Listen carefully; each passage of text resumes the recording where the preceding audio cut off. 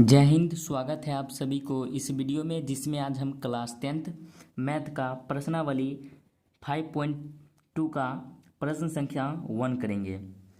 प्रश्न संख्या 1 है, निम्नलिखित सारणी में रिक्त स्थानों को भरिए जहां एपी पद ए सर्वांतर डी और एनवां पद ए एन है।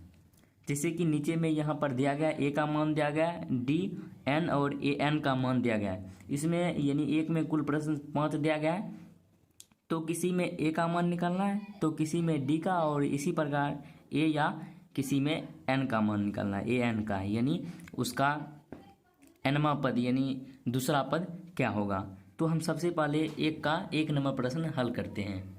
तो यहाँ पर एक का 1 नंबर में ए का मान 7 दिया गया है, डी का मान 3 दिया गया और एन का मान 8 दिया गया, और हमको निकालना है ए एन। तो हम लोग जानते हैं कि ए एन का सूत्र क्या होता है, तो यहाँ पर हम लिख देंगे ए एन का सूत्र क्या होता है, a plus n minus 1 into d होता है।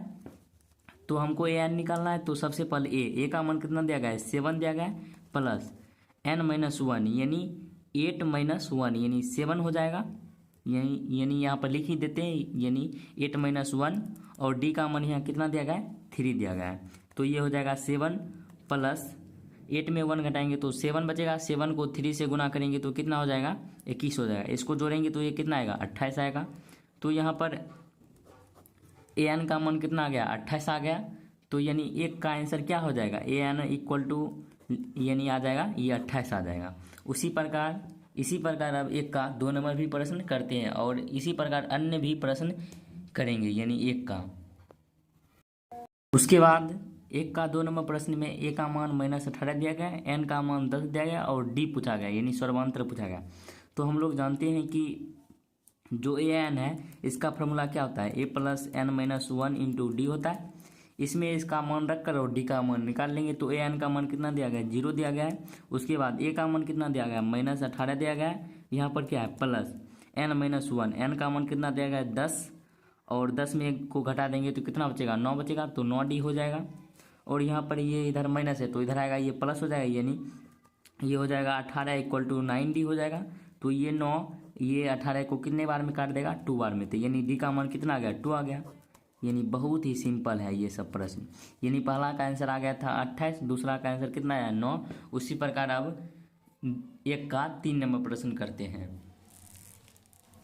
तो यहाँ पर एक का 3 नंबर प्रश्न दिया गया है, जिसमें ए का मान ही पूछा गया और डी एन और ए एन दिया गया है।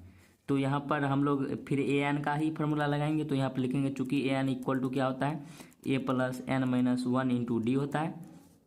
तो ए एन का मान कितना दिया गया है, -5, ए का मान कितना दिया गया है, यहाँ पर ए का ही मान पूछा गया है, प्लस एन माइनस 1 यानी एन का मान 18 है, 18 में 1 घटाएंगे तो कितना बचेगा, 17।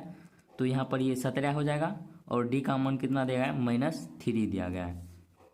तो यहाँ पर -5 हो जाएगा, और यहाँ पर ए, और 17 को 3 से गुना करेंगे तो ये 51 हो जाएगा। आगे माइनस लगा तो आगे माइनस लगा देंगे, -51 हो जाएगा। तो यहाँ पर ए इक्वल टू क्या लिख देंगे, इधर माइनस है तो इधर आएगा तो ये प्लस हो जाएगा, और ये माइनस है। तो ए इक्वल टू क्या हो जाएगा, ए इक्वल टू हो जाएगा, यानी 51 में -5 को घटाएंगे तो कितना बचेगा, 46 बचेगा। यानी ए का मान कितना आया, 46 आया। तो यही क्या हो जाएगा, इसका आंसर हो जाएगा। बाद एक का 4 नंबर प्रश्न कर लेते हैं। पर एक का 4 नंबर प्रश्न में एन पूछा गया, तो इसी फार्मूला का यूज करेंगे, चूँकि हम लोग जानते हैं कि ए एन बराबर क्या होता है, a plus n minus 1 into d होता है। तो ए एन का मान कितना दिया गया है, 3.6 दिया गया, और ए का मान कितना दिया गया, -18.9 दिया गया, यानी 18.9 दिया गया, प्लस एन माइनस 1 यानी एन का ही मान निकालना है, तो एन माइनस 1 इंटू डी का मान कितना दिया गया है, 2.5 दिया गया। तो यहाँ पर ये क्या है, इधर माइनस है तो इधर आएगा तो ये प्लस हो जाएगा, यानी 18.9 प्लस 3.6 इक्वल टू ये हो जाएगा n-1, और ये इधर क्या है, इंटू 2.5।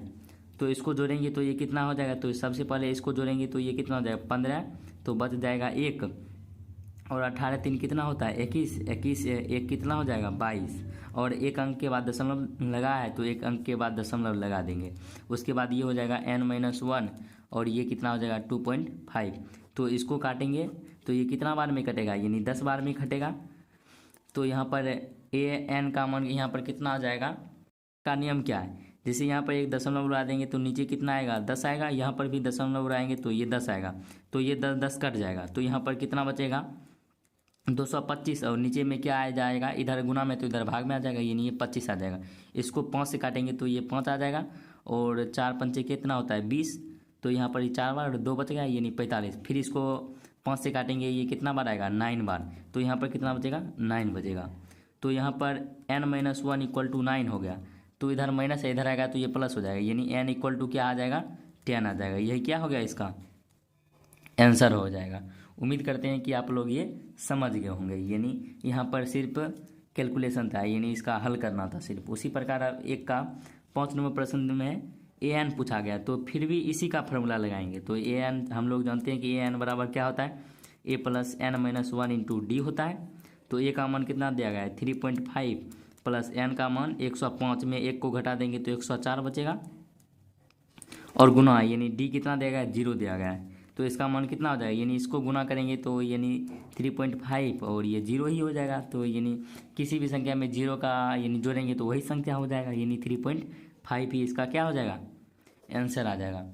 तो उम्मीद करते हैं कि आप लोग प्रश्नावली 5.2 का 1 नंबर पूरा समझ गए होंगे। आज के लिए इतना ही, मिलते हैं आपसे अगले वीडियो में। Thank you for watching this video.